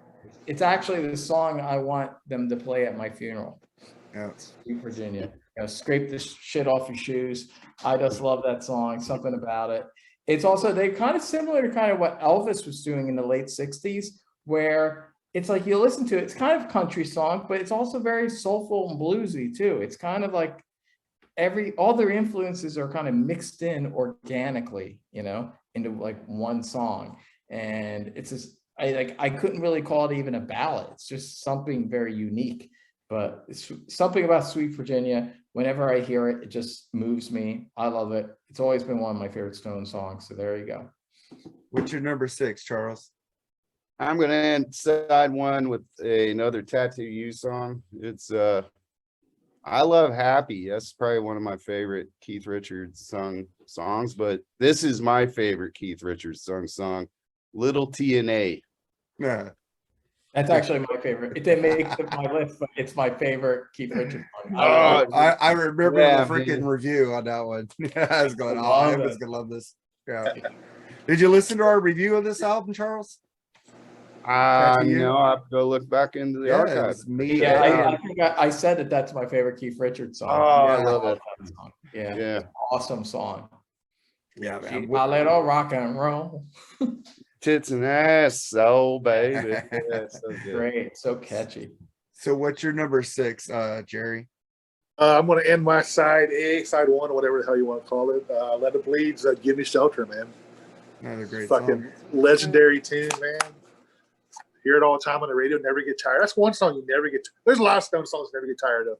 Man, Most you of put them I that never song, get tired of. you can put that song on repeat for like an hour and I wouldn't get tired of it. So. I'll tell you this, the difference between the Beatles and the Stones, the Beatles made some horrible songs. The Stones didn't really make that many horrible songs. I wouldn't say the Beatles made horrible songs. Revelation Yeah, number what? 9. Oh, that's not a song. Number 9. Unlistenable. That Drivel. don't I don't think the Stones ever made something that was unlistenable. How about that? Maybe. Okay. What's that song on Steel Wheels? The Continental Drift. Oh, maybe. Okay. That's pretty shitty. But it's not like Revolution number 9. I bad. take Revolution 9 over that song. Oh my God. Or the cover of Constant Craving. That's all right. I don't mind that song. How about the K.D. Lang song? I prefer Yeah. the Katie Lang version. God, I haven't heard that song. I haven't even thought of that song in decades. Well, what Stone song is that? It's off Bigger Bang, isn't it? No, it's from Babylon. The Bridges. Oh of yeah, Babylon. Bridges of Babylon. I like that. Everything. I He's like My Baby or something like Be that. My Baby. Everyone. Yeah. I like Be My Baby. It's all right. It's all right. It's not one of the best Everyone songs, but seen I love that song. So I'm easy to Stones. There's only 1 or 2 songs of theirs I think are clunkers. But yeah. Yeah. but well, come on. The Beatles had some weird freaking tracks that kind of unlistenable when they were really They got that one jam. What's that jam on the Stones have on Her Majesty's Satanic Request? Jumper, what's the thing? There's I'm some just basically doing a fucking- deep dive on the they got Stones. some druggy hippie jam on it. I had like 6 albums that I always went to go on the Stones, Yeah, and I'm starting to get into the older stuff now more. So well, the old, there's really nothing wrong with the early albums. Yeah, they they're had that short, box set with all the good songs. short to the point blues type songs. They're just, Yeah. Little Red Rooster almost made this album for me. That's great. That's a great one. Yeah, too. Gumper with a G. That song's kind of shit, and it's 5 minutes long. Yeah, Oh, Gumper's God. not that great. I had to Comfort. look it up though. Oh God. Oh man. So my number 6, I'm going to end it with Miss You. Great song. Great funky song to end side one, making you want to fucking turn it over and see what's going on side two. Because I just love that bass line. I love fucking "What's the Matter with You, Boy?" And, I just love fucking Mick is just like singing his ass off on that song. He's got like this tone that's just sexy, and it's fucking. You just want to see some black women fucking dancing with him or something. I love Bill Wyman's bass line on that song. Oh dude. god, it's just amazing. Yeah. Bill Wyman is so underrated. Yeah. It's Although like, half the time Keith's playing. Yeah, I don't know if Is that his? Really? Is that Keith playing Yeah, that? it's a little like Michael Anthony of Van Halen. Gotcha. Yeah. Okay. All right. I didn't know that. Yeah. At least in the studio. But it's a kick-ass bass line regardless. So. Yeah. all right, so we flipped this bitch over. What's your number one on side two, Edwin? Well, it's kind of a Exile block here, but this ends Exile, but I thought it also worked as an opening for side two. Soul Survivor. I always love this song. Just badass. Gonna be the death of me. I love that part. And there's just that deep fucking badass guitar line of Keith. Sounds a little like proto AC/DC. Just, deep. And obviously, this, I gotta focus on the darker, bluesier, funkier stuff. But yeah, Soul Survivor to me, it's just a deep, dark, fucking badass tune. I love this tune. So that is what opens my second side. What opens your second side, Charles? Go ahead. I could just anything off Sticky Fingers I could have thrown on here, but I just love Can't You Hear Me Knocking. That's been in a movie or two in recent years. Casino. Yeah. That was another song that just missed mine. I thought about it, and that song and Slave to me are very similar, so I kind of gave Slave the edge, but really both of them could have been my third track. It's an awesome song. I love that song. So what's your first song on side two, Jerry? Well, I mean, this is a song you hear in every Vietnam movie ever made, probably off Aftermath. Of course, it's Painted Black. Of course, love that song, dude. Such an intense tune, man. A great driving tune, and just the way the acoustic sounds in it with the drum beat. It's almost like acoustic thrash in a weird way. You know what I mean? Yeah. It's very catchy, man. It still fucking just sounds great today. And like I said, in every fucking war movie there is, this song seems to appear in it. So, it's a fucking great tune, man. Aftermath is a great record, dude. Yes, it is. And I prefer the U. That's one of the few cases where I prefer U.S. version. I prefer the U.S. version because it has Painted Black and opens with that, and it's such a great opener, Yeah, and, man. Yeah, I almost picked that song 3 times. I took it in and out. Painted Black's such a better opener. It is. I was trying to pick songs that people weren't. I was trying to figure out songs you guys wouldn't pick. Awesome. Trying to be counterculture, Mark? No, I'm picking the songs that I really like. There's so many songs. So it's like I could pick 10, 11 different songs a million times and it'd still be awesome. With the Stones, it's like the Beatles too. I could do that with Rush. There's a lot of even Dokken, I could change up songs on with them. Doors would be too, man. Yeah. But my second side, I start off with Mother's Little Helper.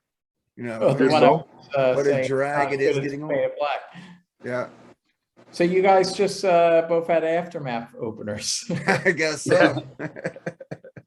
I just love that, man. She goes running for the shelter of her mother's little. That song's like you could do that today with all the drug fucking fentanyl and shit, man. It's like it's a sign of the times, man. Everybody likes drugs. Drugs is universal, I guess, man. In every era. I love that fucking song. And then we get to song 2 on side 2. What's your second song on side 2, Eddie? Well, Jerry already picked the song. It's one of his favorite songs, and it is my favorite Stone song. It's my number 1 Stone song. I put it here. I thought it was a good place for it.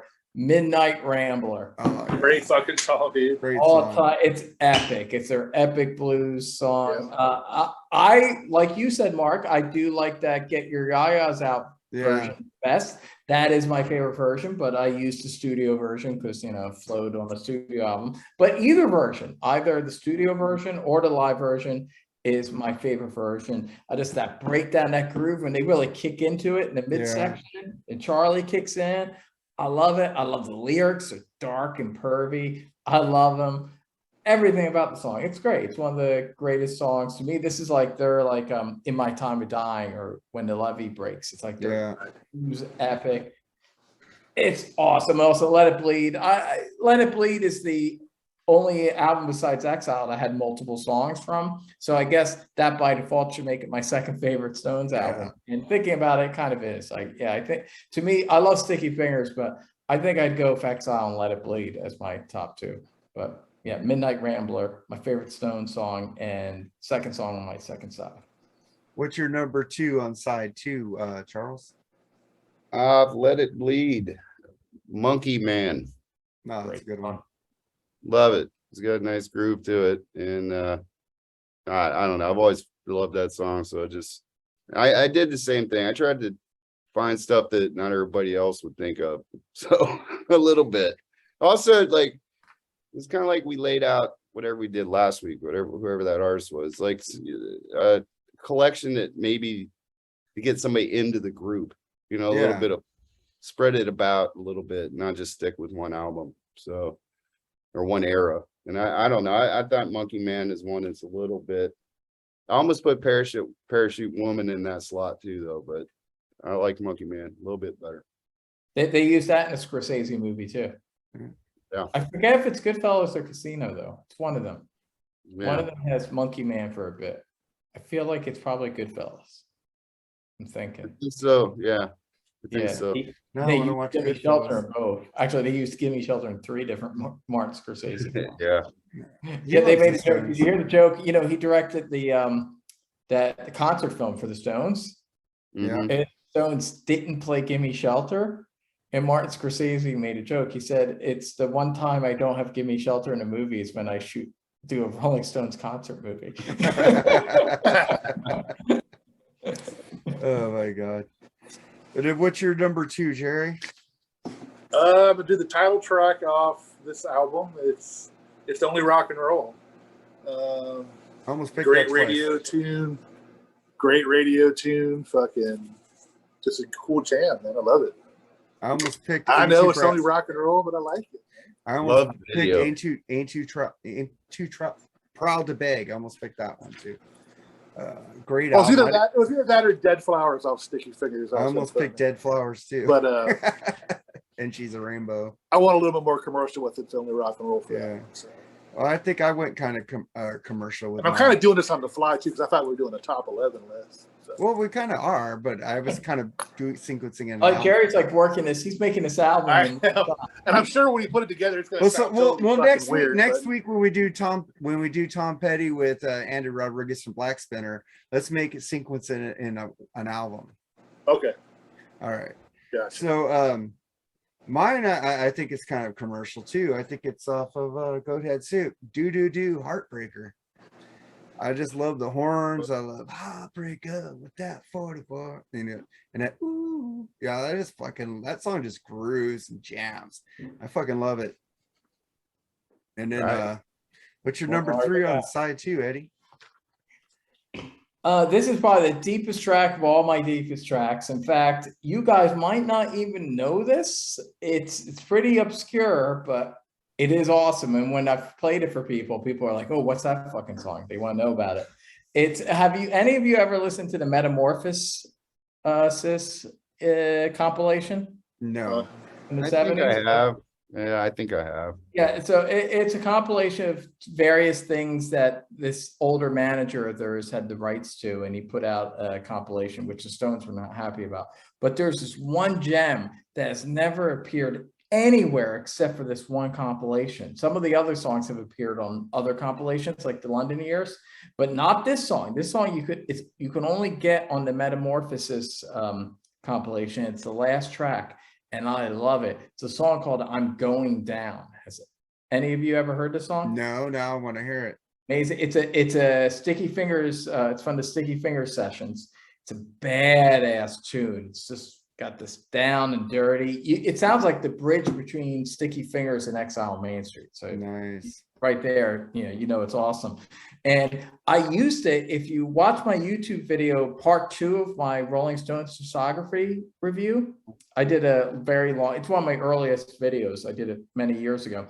It's a 2-parter because there were so many Stones albums, and it's the second part opens with that song. And I had people on the YouTube like saying, "What's that song? I never heard that song." Like people, and I was happy that I was like turning people onto this like lost Stones song. But yeah, I'm going down. When we're all done this, you guys should all. Yeah. I'm looking it up right now, actually. Look it up. It's a badass fucking tune. I've already got it. The wonderful thing about streaming is, yeah, I've already got it. So Yeah, I thought I heard it, maybe not. I got Yeah. Amazon streaming, so I'll check that out. It's always Yeah. been one of my favorite Stone songs. I love it. And I can't believe that the only reason Martin Scorsese hasn't used this in a movie is that he might have never heard it. But if he did, he would, because it totally has that vibe. It's fucking awesome. So I'm going now. There we go. Nice. Cool. So what's your number 3 on side 2, Charles? Call me Martin Scorsese and everybody else. Give me shelter. So man, I knew you guys were gonna pick that song, so I didn't pick it. I was being counterculture, like you said. I wanted to pick that song. I go, you know Fuck the what? establishment. Nah, but I just want to give you guys. I want to give the people watching this like different aspects of the Stones. That's why, because I knew one of you guys would pick it. I was trying to see, well, what would you guys pick? So I'm going, they're gonna pick this song. So I tried to go with songs that I don't think you guys would pick. None of you guys have picked Doo Heartbreaker yet. I don't know, but we'll see. But mine, what's yours, Jerry? Mine's like going a little soft here again off Sticky Fingers. In my opinion, mixed best vocal.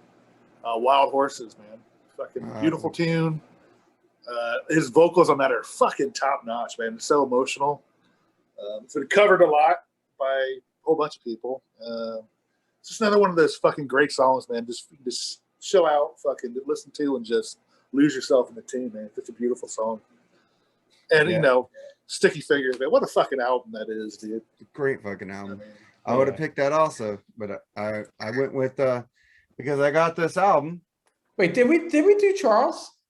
Yeah, Yeah. I did Charles. Yeah, I did Give Me Shelter. Give Me Shelter. Oh yeah, that's right. Wait, okay. Because I got this Picked album. another one for Go Ahead Soup. Yeah, I picked Dancing with Mr. D. Great song. I said I need to pick that song, man. Because I haven't and Nate Atchison like does blowjobs on this album, so wishy check out the Plug podcast with Metal Mike and him. But he just loves that fucking album, and I got this from the Amazon Record Club. They give you albums from the 60s and the 70s once a month. It's like $25 and it's like $33 on Amazon, so I got a discount. So, Are they brand new? That's my third favorite Stones album. yeah, it's brand new. I also got this as one of them. I like the Diana Ross. That's cool. I do. I have a compilation of their stuff. Yeah. Great stuff. I'm just wondering why they put Diana Ross solo songs on there. I just wanted all Supremes, but that's okay. It was all Motown. It's all Motown, yeah. So. But I didn't want to hear Endless Love, but that's okay. I like Lionel Richie though. But then we get to our fourth song on side 2. What is yours, Eddie?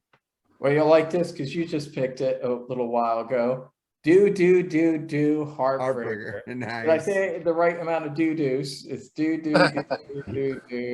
I put 4 doo-doos. It's 5. 1, 2, 3, 4. Yeah, it's 5 doos actually. Oh, I missed one do. Yeah, so I got it more accurately. Do Heartbreaker. I did. I just did a screenshot of my playlist.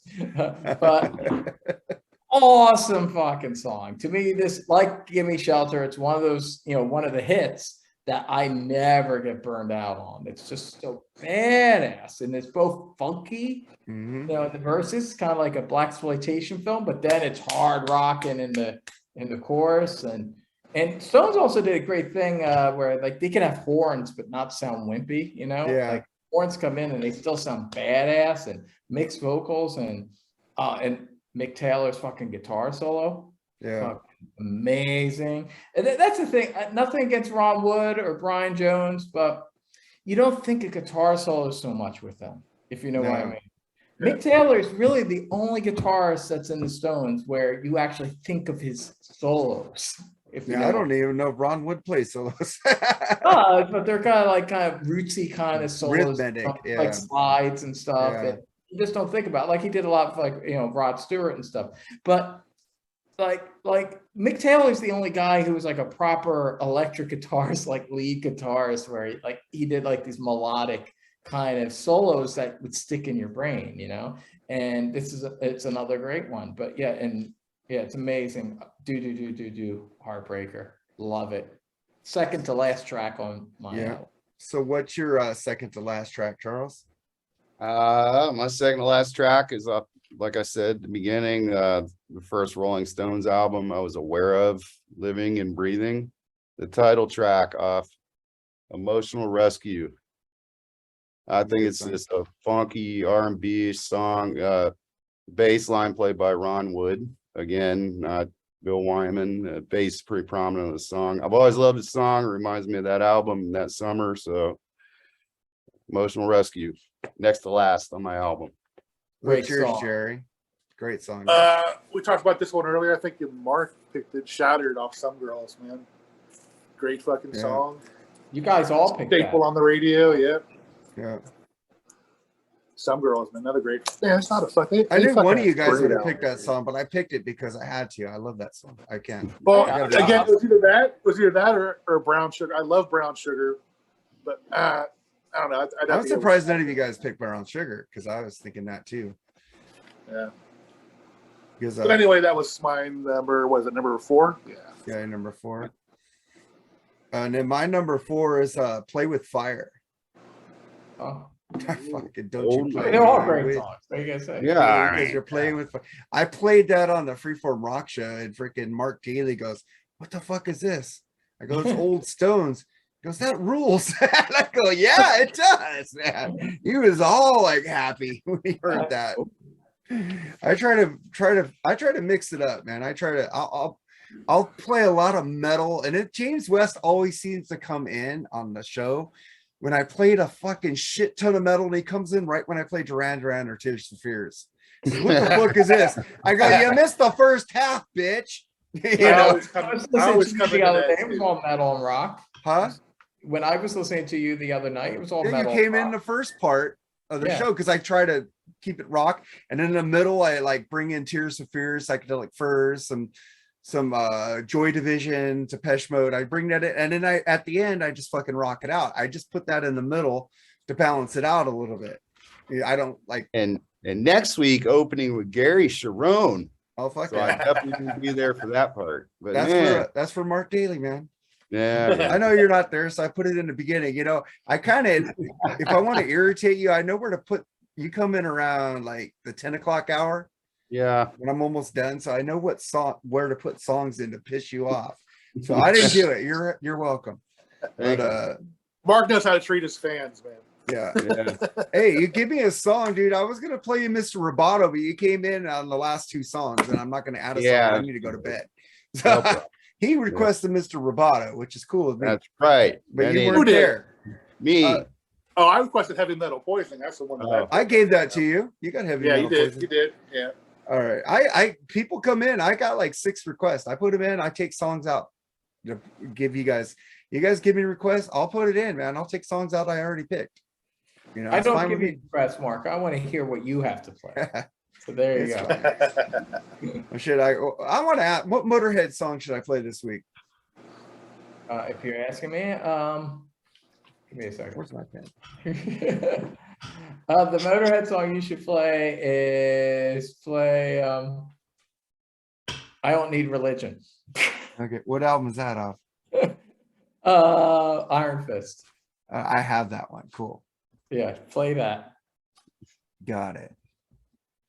I'll put that in this 3rd block because I already got 2 blocks done already. Right on, man. All right, man. I like requests, man. Freaking Matthew Warmer, my MVP, the taser of the whole show. He's got 3 songs in there. I said, "What songs you want me to play, dude?" I messaged him because I try to make it you guys. I try to get you guys a part of the show and get you guys involved, to get the fans involved in the show. I'm like one of those DJs you call, "Hey, play this song. Hey, play this song." I love getting requests. If I have it, I play it. I don't know if I can. I'll just take my shit out that I played, but Then we get to our last song on the album. Edwin, what's your last song? My kind of like how Gimme Shelter to me, that was the ultimate opener, so I didn't want to mess with it. So here I actually got my favorite last song from a Stones album. It's a deep track, although I'm sure you guys will know it. It's from It's Only Rock and Roll. It's what my all-time favorite last song on a Stones album, and it's badass. I'm talking about Fingerprint File. Oh, that's a great song. I have that on vinyl. I fucking love it. That's actually the first Stones album I ever bought because I heard It's Only Rock and Roll. I went and bought it on cassette. That's the album that got me into the Stones, and I didn't pick one track off of it. I suck. It's a good album. I don't think it wouldn't break my top 5, but it's a very good album and underrated. I think it's down and dirty, but Fingerprint File, man, again, you probably see kind of a similarity. Like I like songs that are either bluesier, darker, or funkier. Yeah, and this song's kind of like all combined. It's got again a little bit of that blaxploitation vibe, but yet that riff is so hard ass. It's one of Keith's great riffs, and it's just a badass and mixed jivey vocals. Kind of foreshadows a little their funkier side, like Miss You and stuff like that, but in a kind of darker, harder way. And it's also a song that's lyrically kind of ahead of its time. It's about how the government's spying on all of us. Yeah. And there's no, these days it's all about secrecy, no privacy. That's a line he has, no privacy. So, very ahead of its time. It's an awesome track. I also want to recommend a very cool Netflix series called The Serpent. I don't know if you guys ever saw this. It came out like about 2 years ago. It's a mini series about the serial killer in the 70s, kind of a / con artist serial killer who's killing a bunch of hippies in Asia in the 70s. Like he was running a con and stealing their passports. And they had a montage where they actually used this song. Had a great soundtrack. It was like a Martin Scorsese movie. A lot of great soundtracks, and the Sergei Gainsbourg, a lot of cool shit, which I like. But there was a scene where they did the montage of Fingerprint File. I was like, oh shit, they're using Fingerprint File, man. That's badass. So definitely recommend listening to this song if you never heard it. And the miniseries, The Serpent, great miniseries. Yeah, I got that on vinyl, man. I love that album. Yeah, it's like I almost pick Ain't Too Proud to Beg and freaking It's Only Rock and Roll, but I go, and there's other songs I like better. But that's a great album. Charles, what's your last song on the album? My last song, and then I'll just throw out my standalone single B-side real quick after that. But from my favorite closing song off Beggars Banquet, Salt of the Earth. I kind of looked at it as like just like how they ended the Rock and Roll Circus film with that. I just think it's a great closer. You got Keith and Mick singing together. I've always loved that song. So, and then my standalone single is It's All Over Now, which I think is great song. Historic, made in Chess Studios and all that. John Lennon hated the guitar solo, by the way, which is strange. And then the B-side is We Love You, which features Lennon and McCartney on a great backing vocal. So that's my whole package tonight on the Rolling Stones. And yes, this was a hard one to do. I think fun. So what's your last song, Jerry? My last song's off Beggars Banquet, and I like to sing this song in the car, piss my wife off. Sympathy for the Devil, fucking great tune, man. Fucking, the woo woo. I sing it all the time with my wife. She wants to kick me out of the car. God, my wife hates that song. She hates the woo woo. She hates the Stones, actually. She hates. My wife likes the Stones. She just don't like my singing. No, she hates woo woo. What the fuck is that? Woo woo woo. I don't know. It's kind of cool. I like it. Tribal, satanic, like men in the jungle. Children, satanic children in the jungle screaming. I play that song. My wife looks at me like, she's like, but I can't think of a better song to end an album with, in my opinion, than that one. So. Yeah, man. Yeah, that's the kind of song that either needs to begin or end it out. Yeah, it's about to rock recently. It's that kind of song. It's great. Yeah. Well, I wanted to go rocking with my last song, so I picked Bitch. It's a great song. I fucking love Bitch. I think a lot of people have covered that song, at least live. It's just a fucking great fucking rocker. It's like you're hearing somebody saying bitch in the 70s. That was unheard of, man. It's like they actually got played on the radio saying bitch. Nobody picked Satisfaction. Because I'm that so song glad. is I'm so glad.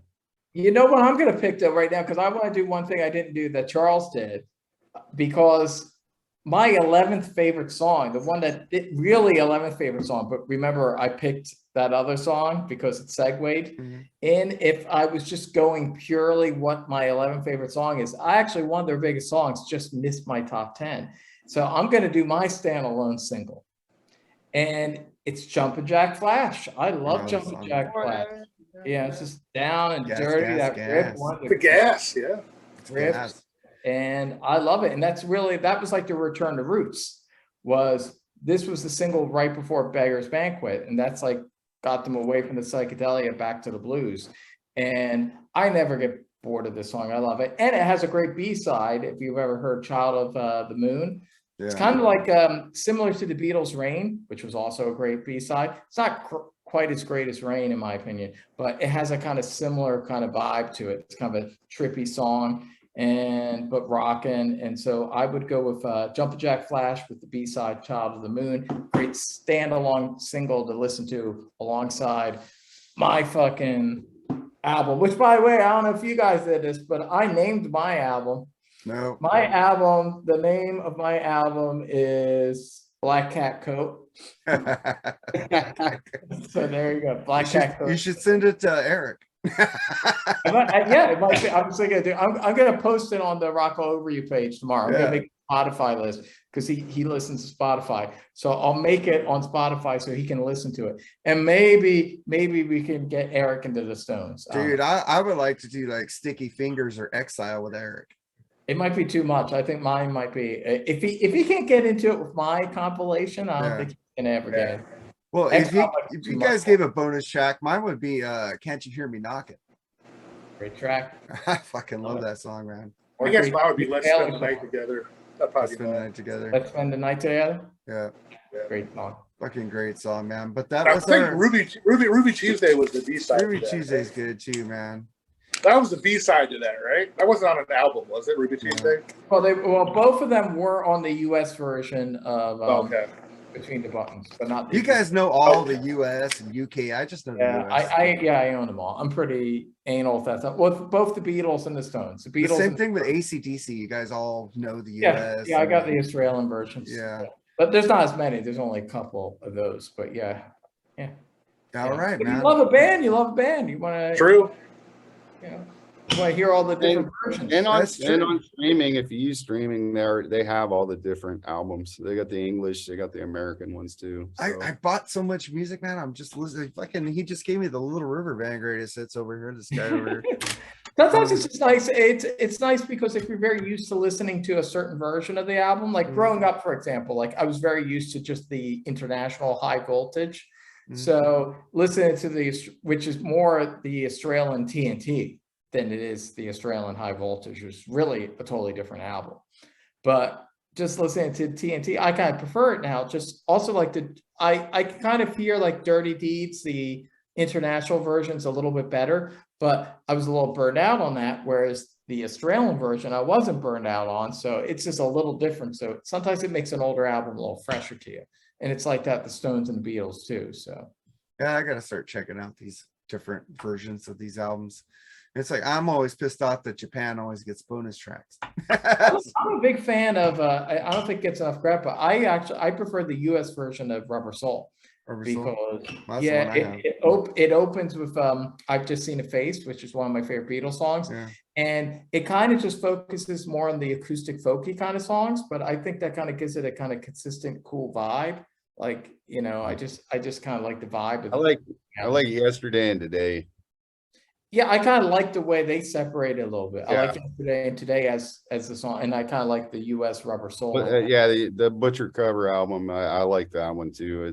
But typically I prefer the English on the Beatles ones, but because they cut the albums down too much where you got 12 songs, so they kind of. But yeah, the Rubber Soul is not too bad. It's not too bad. I like that one, and Yesterday and Today, I like that one too. Yeah, so, they have a nice flow to them. Yeah, and Yesterday and Today is like a nice transition album between Rubber Soul and Revolver. Yeah. All right, man. We want to, Eddie, before you go, promote your shit, man. Well, there's me, Eddy Cannistraci, or you can say Cannistraci or Cannistraci. I don't care. I say it the right way. I don't care what about it. I did actually. My mom doesn't like it, but she's watched my YouTube videos. My mom is German Irish, so she's the German Irish side. So and she goes, "Why do you say Cannistraci? It's Cannistraci because that's the American pronunciation."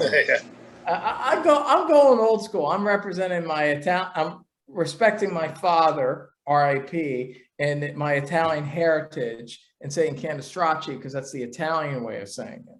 So that's why, and I think it pops a little more on YouTube. It does. Yeah, it just pops a little more. I tried it both ways, and I think Cannistraci just pops more. So that's why I say Cannistraci. But really, I don't give a shit. They're all just, names and words. They're just things that people make up. Anyway, it's all an illusion. Language does not exist. I don't want. It's just a thing we make up so that we're just not totally talking nonsense to one another. So I don't care. You can call me fucking Big Bad Easter Bunny drinking scotch. I don't care. But but anyway, my YouTube channel is Eddy Canna, whatever you want to call it, Canna something. It comes up. If you put in Eddy and it's CAN, it will come up. It does. It will come up. It will come up on the first end. You don't even need to do the second end. It will come up on the first end. That's right. I got some people watching my shit. Anyway, and then there's the podcast with Eric Jordan, RMCP, the Rock All Over You podcast. It's great. Check it out. We talk about a lot of rock and metal. Generally, my YouTube is, more eclectic. It's a lot of different kinds of music. And with the Rock All Over You, we kind of, for the most part, stick more with the hard rock and stuff. So there you go. That's what I'm up to. Not us on Freeform because Lee will give me hot poop. But yeah, but I have fun. I like coming on Freeform though. I like talking to Lee. Yeah, we gotta get both you and Eric on at the same time. That might be too crazy. Might be too crazy. Yeah. Well, Eric likes to give descriptions of stuff you never want to hear. Yeah, that's like a hot poop in a freaking desert with a fucking army guy or something. He is. We did that Motley Crue episode with the Plug podcast. Yeah. And like Eric literally had to cut like 2 hours out. Like it was just too. It's like a 3-hour episode. He had to take 2 hours out. It was just too long. That's the problem when you got like 4 guys. You got 4 guys in our age bracket. Drop them down and say, "Hey, talk about Motley Crue." Could go on for fucking 5 hours. Well, I did it. We just did the Use Your Illusions 1 and 2 with Charles there with 3 guys. And how long was that? 30 hours? No, it was only 4 hours and 22 seconds. But we played 2 songs off of each album, and I picked. So we played 5 songs, 2 songs, 3 songs to end the thing, and a Lee song. So it wasn't that bad. It was maybe 3 hours of talk. The rest. Have you thought about maybe doing what Decibel Geek does, where they just play part of the song? Nah. Okay, you're sticking with this. You're going. Yeah, it's my thing, man. A lot of people like it. I know I got bitched at by. I'm assuming you picked the really long songs because I don't remember shit. Yeah, well, obviously someone had to pick Locomotive, right? I don't want to ruin it. We don't want to say. We don't want to say. We want you guys to listen. On, that's the greatest. When you listen to a podcast and the song starts playing, they got skip 30 seconds. So you could skip part of the song. So I know. Use Your Illusion though. Everyone's probably going to be picking the epics. It's going to be fucking long. We'll see. We'll see. But it's only 4 hours and 22 seconds to 29. No one's picking My World, and you ain't the first. Well, you never know. I think Charlie picked it. No, I'm joking. He doesn't remember, so I can say anything I want right now. But also, we need you guys to subscribe to this channel, share this channel. We do this shit for free. We like to talk. We like to be idiots. I like to drink. And always remember, man, if you ain't drinking whiskey, and I'm out of whiskey right now, I'm part of the problem, man. I'm part of the problem right now. He isn't. He's still drinking. You got a bottle. You got to get yourself a bottle. Yeah, if I bring the bottle in the room, put it in the glass. I brought the last time I brought the bottle in the room was the freaking top 10 movie episode. That was the shit show at the end. I was like, man, I remember. I got the book. Oh, who's that guy? I was fucked up. Mannequin Yeah, 2 on the moon. It's a masterpiece. dude, you All were right, toasted guys. that night. I was so fucking worried about you that night. No, dude, my wife called the ambulance on me. I was so fucked up because I was pouring it. I ran out of ice, so I was filling And a I'm glass thinking, of dude, stuff. stop, man. If Mark's on the ground, dream a little dream. Call the Hey, I said, He's like, yeah. what's your number 8? We're like on number 2, you know. Back to the Future Part 3. Yeah. That episode should have got freaking more That was a downloads, classic man. episode. That's up there with the I keep Stoner trying to Whiskey, put it in my up to get opinion. people to watch it because you want to see fucked up Mark. You see fucked up Mark on the Freeform. That is the fucked up Mark has ever been fucked up. Oh, in that dude, episode. man, I didn't know what I was doing. You gotta lead off with that though. You gotta put that in the description. Not just the description, like the title. Like put it in the title of the episode. Well, Eric, your buddy, your from podcast alcohol partner poisoning. keeps talking about that episode. Oh my God, you were so fucked up. I didn't see that one. So And yeah, Mark Daly goes, watch I got the book because I brought up my back to I got the book. Yeah. Man. I'll send it to you. You gotta watch it, dude. Wait, You like I my missed fucked up that one. videos. Yeah, I always like watching. And there's a guy working on the fucking security system coming in and out, and I'm like, Right, I don't even that's notice true, him. My wife comes in, right? Like one time, does she come in? I didn't notice. I went to sleep, and then all of a sudden I'm waking up. There's fucking ambulance, fucking taking my blood pressure. No, what the fuck's going on? I thought you were diabetic coma. I go, no, I drank whiskey. It would be low, not high. And they took Right. my blood pressure, took my thing. It was 140. That's perfect. I go, let me go back to sleep. What is this shit? I'm fucked. You should write a memoir of the Whiskey Diaries. Whiskey Diaries. All right, guys. Thank you for being on the podcast. I'm going to send you that episode, Ed. Yeah, definitely. All right, Yeah, Ed. guys. Thanks a Good lot, talking man. It's to you. always great. All right. Cheers, man. That was fun. All right, Later, guys. guys. Bye, guys. Bye.